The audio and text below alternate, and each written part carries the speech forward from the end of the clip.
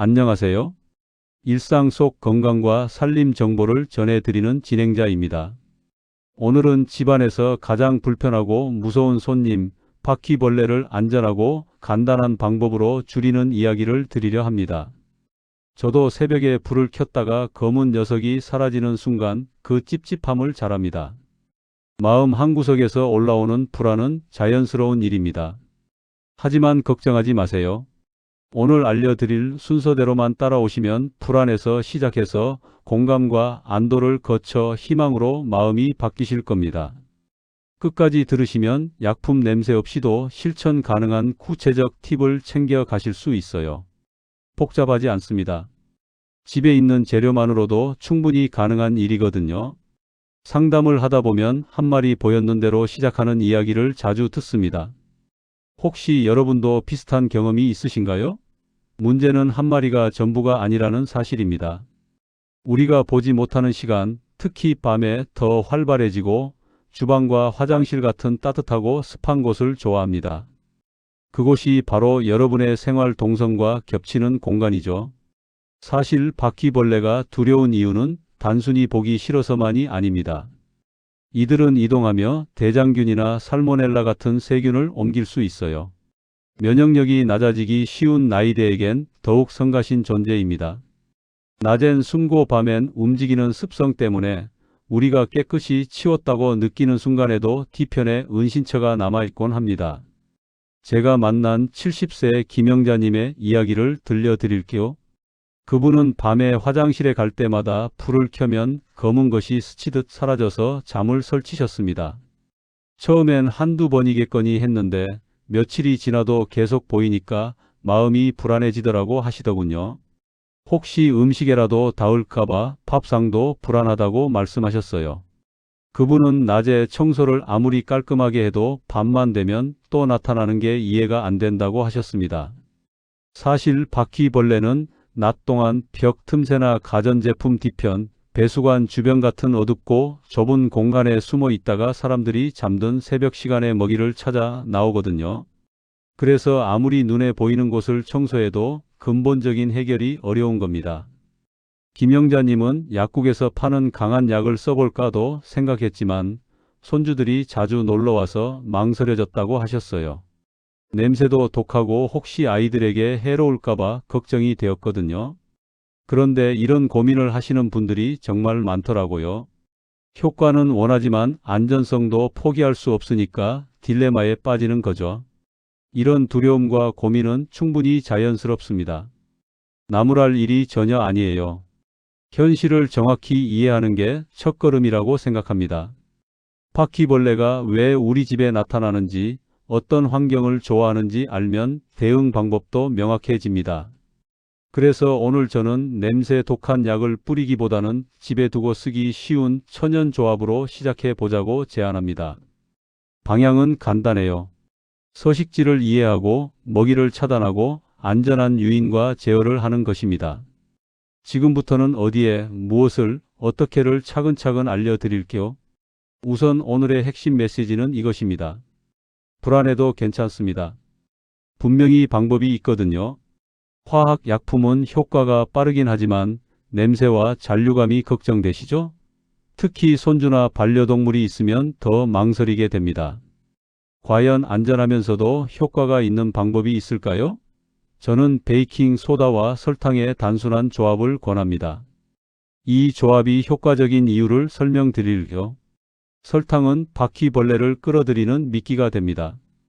달콤한 냄새를 좋아하는 바퀴벌레의 습성을 이용하는 거죠.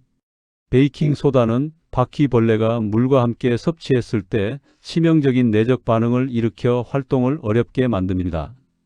화학적으로는 탄산수소나트륨이 위산과 만나면서 생기는 반응인데 바퀴벌레에게는 소화기관에 심각한 문제를 일으키는 거예요.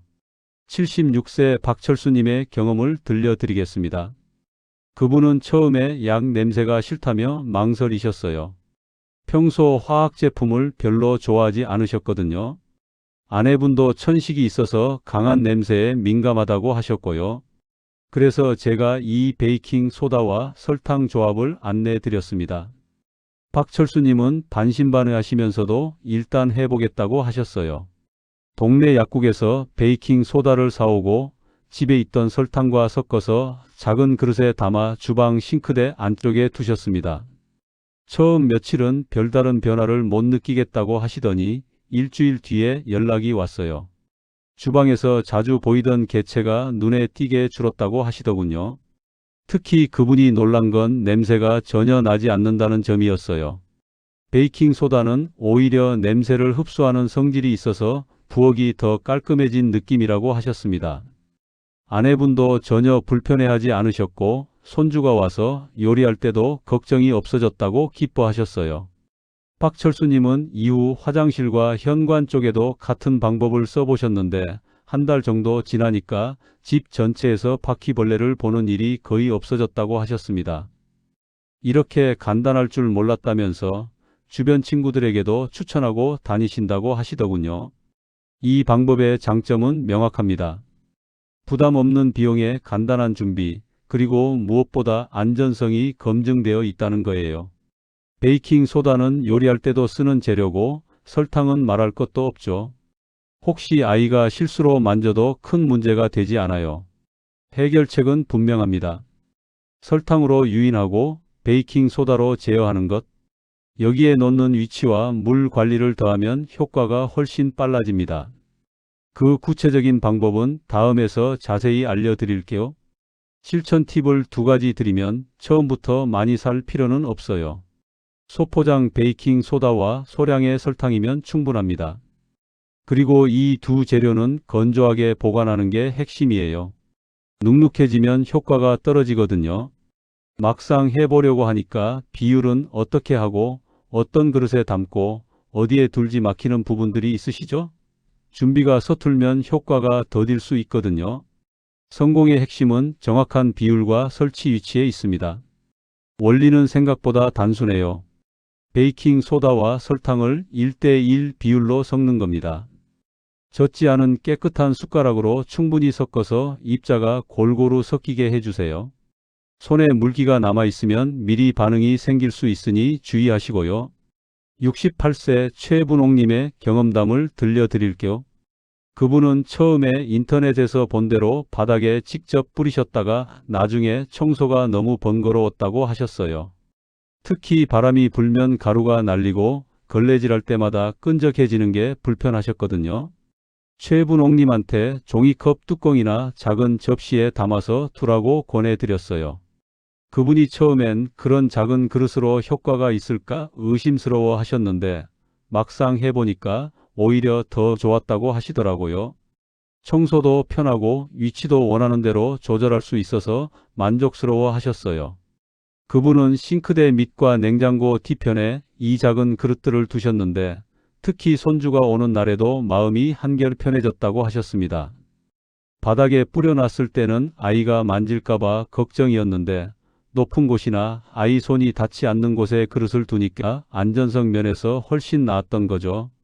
최분홍님은 이후 화장실 세면대 아래쪽, 현관 신발장 안쪽에도 같은 방식으로 설치하셨어요. 한 달 정도 지나니까 집 전체에서 바퀴벌레 보는 일이 현저히 줄어들었다고 하시더군요. 특히 밤에 화장실 갈 때 더 이상 무서워하지 않아도 되어서 좋다고 하셨어요. 그런데 최분홍님이 한 가지 더 발견한 게 있어요. 처음에는 아무 곳에나 두었는데 바퀴벌레가 자주 다니는 길목을 파악해서 그 근처에 두니까 효과가 훨씬 빨랐다고 하시더라고요. 벽 모서리나 가전제품 뒤편처럼 어둡고 따뜻한 곳 말이에요. 해결책은 이렇습니다. 먹는 음식 근처가 아니라 이동 경로에 두는 거예요. 주방 싱크대 안쪽, 가스레인지 아래, 냉장고 뒤편처럼 따뜻하고 어두우며 음식 찌꺼기가 있을 법한 곳이 좋습니다. 바닥에 직접 뿌리지 말고 반드시 뚜껑이나 작은 접시를 써서 위생과 치우기 편함을 확보하세요. 위치를 정할 때는 바퀴벌레의 습성을 생각해 보세요. 이들은 벽을 따라 이동하는 걸 좋아해요. 그리고 따뜻하고 습한 곳, 먹이가 있을 법한 곳을 찾아다니거든요. 그런 곳에 길목에 우리가 준비한 미끼를 두는 거죠. 실천 팁 2가지를 알려드리면 한 달치를 미리 만들어서 밀폐용기에 보관해두면 관리가 편해요. 그리고 설치한 지점에는 작은 메모를 붙여서 교체 날짜를 잊지 않도록 하시고요. 한번 설치하고 잊어버리면 효과가 떨어질 수 있거든요. 많은 분들이 혼합물을 만들어서 놓았는데 왜 효과가 느린지 궁금해 하십니다. 혹시 여러분도 비슷한 경험이 있으셨나요? 문제는 물이 옆에 없어서예요. 설탕을 먹은 바퀴벌레는 곧바로 물을 찾는 습성이 있거든요. 이 과정을 우리가 바로 옆에서 일어나게 만들어야 합니다. 원인을 설명드리면 이래요. 혼합물만 두면 바퀴벌레가 다른 곳에서 물을 마신 뒤 돌아오지 않을 수 있어요. 설탕과 베이킹 소다를 섭취한 바퀴벌레가 목이 말라서 물을 찾아 멀리 갔다가 거기서 반응이 일어나면 우리 집에서는 효과를 보기 어렵잖아요. 혼합물 옆 5cm 정도 위치에 작은 물그릇을 두면 섭취, 음수, 반응이 바로 이어져서 효율이 크게 올라갑니다. 72세 정만수님의 사례를 말씀드릴게요. 그분은 처음에 베이킹 소다와 설탕만 섞어서 두고 일주일을 기다렸는데 별다른 변화가 없어서 실망하셨어요. 혹시 비율이 잘못된 건지 아니면 우리 집 바퀴벌레는 특별히 똑똑한 건지 의심스러워 하시더라고요. 그래서 제가 작은 병뚜껑이라도 좋으니 옆에 물을 두라고 권해드렸어요. 정만수님은 처음에는 반신반의하셨죠. 물까지 둬야 하나 싶으셨던 모양이에요. 하지만 워낙 간단한 일이니까 한번 해보겠다고 하셨어요. 요구르트 뚜껑에 물을 조금 담아서 베이킹 소다 혼합물 옆에 두셨는데 놀랍게도 사흘 만에 주방에서 보이던 개체가 거의 사라졌다고 하시더라고요. 그동안 일주일을 기다려도 안 되던 게 물 하나 추가했다고 이렇게 빨라지니까 신기해 하셨어요. 정만수님은 이후 호기심이 생겨서 화장실과 현관 쪽에도 같은 방법을 적용해 보셨어요. 혼합물과 물을 쌍으로 배치하는 거죠. 결과는 마찬가지였어요. 물이 없을 때는 며칠씩 걸리던 게 물을 함께 두니까 하루 이틀만 해도 변화를 느낄 수 있었다고 하셨습니다. 그분이 한 가지 더 발견한 건 계절에 따른 차이였어요. 여름에는 물이 빨리 마르니까 자주 갈아줘야 하고 겨울에는 며칠에 한 번씩만 갈아줘도 충분했다고 하시더라고요. 또 물그릇이 너무 깊으면 바퀴벌레가 접근하기 어려우니까 얕은 뚜껑이 더 효과적이라는 것도 알게 되셨어요. 정만수님은 이제 집 전체가 깨끗해져서 마음이 편하다고 하십니다. 특히 손님이 와도 부끄럽지 않게 되었다고 기뻐하시더라고요. 작은 변화지만 생활의 질이 많이 올라갔다고 말씀하셨어요. 해결책은 명확해요. 모든 설치 지점에 혼합물과 물을 쌍으로 두는 겁니다. 물이 넘치지 않게 얕게 채우고 여름에는 하루, 겨울에는 2일에서 3일 간격으로 갈아주면 됩니다. 물이 더러워지거나 마르기 전에 미리 갈아주는 게 중요해요. 바퀴벌레는 더러운 물보다는 깨끗한 물을 선호하거든요. 그리고 물이 완전히 마르면 다른 곳을 찾아 나서니까 우리가 의도한 효과를 보기 어려워져요. 조금 번거로워도 정기적으로 관리해 주는 게 성공의 비결입니다. 실천 팁을 드리면 물그릇은 요구르트 뚜껑이나 소주병 뚜껑처럼 작은 걸 쓰시면 관리가 편해요. 그리고 물과 혼합물 사이에 휴지 한 조각을 살짝 깔아서 연결해 두면 바닥에 물이 튀는 것도 막고 접근성도 높일 수 있습니다. 마지막으로 바로 없어지지 않으면 실패인지 궁금해 하시는 분들이 많아요. 혹시 여러분도 빠른 결과를 기대하고 계신가요? 전혀 그렇지 않습니다. 문제는 기대하는 속도와 환경 관리에 있어요. 개체수가 많은 집은 일주일에서 2주일이 걸릴 수 있고 습기나 먹이원이 남아있으면 속도가 늦어질 수 있거든요. 원인을 차근차근 짚어보면 남은 습기와 음식 찌꺼기 그리고 아이나 반려동물의 접근이 효과를 떨어뜨려요. 안전성과 효과를 동시에 챙기는 배치가 중요한 이유죠. 또 바퀴벌레는 한 번에 모두 없어지는 게 아니라 점진적으로 줄어드는 특성이 있어요. 74세 한옥자님의 이야기를 들려드릴게요. 그분은 15년 된 반려고양이 때문에 화학약품 사용을 완전히 피하고 계셨어요. 시중에 파는 바퀴벌레 약들은 대부분 고양이에게 해로울 수 있다고 해서 사용하기가 망설여졌거든요. 그런데 나이 드신 고양이라 면역력도 약해져서 더 조심스러우셨고요. 한옥자님은 혼합물을 높은 선반 구석에 두고 물은 아래쪽 닫힌 공간에 배치해서 고양이가 절대 닿을 수 없게 하셨어요. 처음에는 효과를 보기까지 시간이 좀 걸렸어요. 고양이 안전을 위해 접근성이 떨어지는 곳에 둬야 했거든요. 그런데 한옥자님은 포기하지 않고 꾸준히 관리하셨어요. 일주일 후에 욕실에서 변화를 느꼈다고 하시더라고요. 새벽에 화장실 갈 때 더 이상 깜짝 놀라는 일이 없어졌다는 거였어요. 그리고 보름 뒤에는 주방에서도 거의 보이지 않게 되어서 이제 마음이 놓인다고 하셨습니다. 특히 한옥자님이 감동받으신 부분은 고양이에게 전혀 해가 되지 않았다는 점이었어요. 오히려 집안이 더 깨끗해진 느낌이라고 하시더라고요. 베이킹 소다가 냄새를 흡수하는 효과까지 있어서 고양이 화장실 냄새도 줄어든 것 같다고 하셨어요. 한옥자님은 지금도 한 달에 한 번씩 혼합물을 새로 만들어서 교체하고 계세요. 처음처럼 바퀴벌레가 많이 나오지는 않지만 예방 차원에서 꾸준히 관리하는 거죠. 그분 말씀으로는 이제 바퀴벌레 걱정 없이 편안하게 지낸다고 하시더라고요. 한옥자님 경우에서 배울 점은 일관성이에요. 처음 며칠 효과가 없다고 포기하지 않고 꾸준히 관리한 결과 원하는 결과를 얻으셨거든요. 또 안전성을 타협하지 않으면서도 효과를 낼 수 있는 방법을 찾아낸 것도 훌륭했고요. 해결책은 주기적 교체와 서식 환경 차단입니다.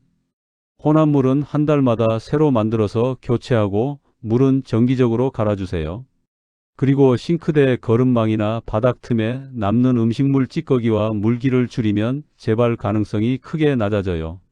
바퀴벌레는 먹을 것과 물, 그리고 숨을 곳이 있으면 다시 나타날 수 있어요. 우리가 준비한 미끼로 기존 개체들을 제어했다면 이제는 새로 들어올 수 없도록 환경을 관리하는 게 중요해요.